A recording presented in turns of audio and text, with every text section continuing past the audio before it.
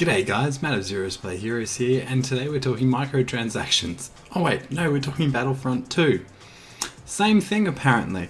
So, for those who haven't had a chance to play the kind of pre-beta slash demo release of Star Wars Battlefront 2, released by EA this weekend, you'll notice that there were crates in the game. And, there's some items that come out of those crates, very similar to, I guess, Overwatch, that has crate items and items come out. However, these items that come out can be upgraded and they give you undescribable advantages within the game, therefore turning a Battlefront game into a pay-to-win franchise again.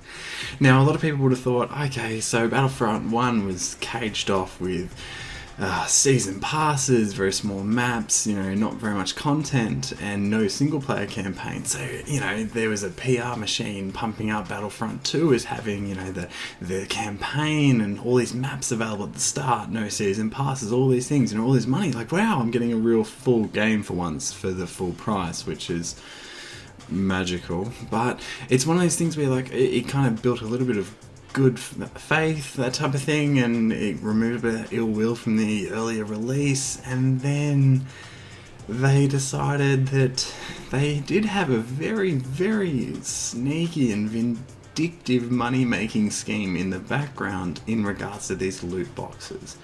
Now, in similar games where we've talked about, I guess, like Shadows of War, you're looking at Forza being a recent example as well, where there have been loot boxes with some advantages attached to them. Not so much in some of them, but for the most part, those are single-player games, not competitive online multiplayer games. There are some elements of competitive multiplayer, especially in Shadow of War, but the difference is minimal. Whereas, for the most part, Battlefront 2 is an online shooter PvP game before anything else. This is a multiplayer shooter first, a single player experience second. And there is no way that you can take away from that, take the emphasis away from the fact that this is now a pay to win game. We're talking about a full retail price game that has play to win, pay to win mechanics in there that don't recognize anything other than you spending real money in there. And for that, I'm not buying it. When it comes down to it, somebody else can buy it. It will get sold, there'll be a lot of people playing it, but it'll drop off, because when I played the beta, it was kind of boring.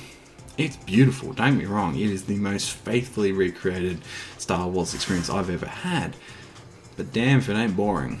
It feels very same, and there's no drama or no interest. And the other part may be that Battlefront, its original series, came out a long time ago when games weren't as sophisticated as what they are now. And I feel as though that maybe Battlefront is using a tired formula. Maybe it needs to engage a little bit differently, take advantage of its lore that it can pull from, maybe add some extra as it has before, and really make the battles more engaging. You've got some great material to use, especially with this now expanded universe that keeps getting built on, and some interesting characters to use. Why not take advantage of that and actually create real content?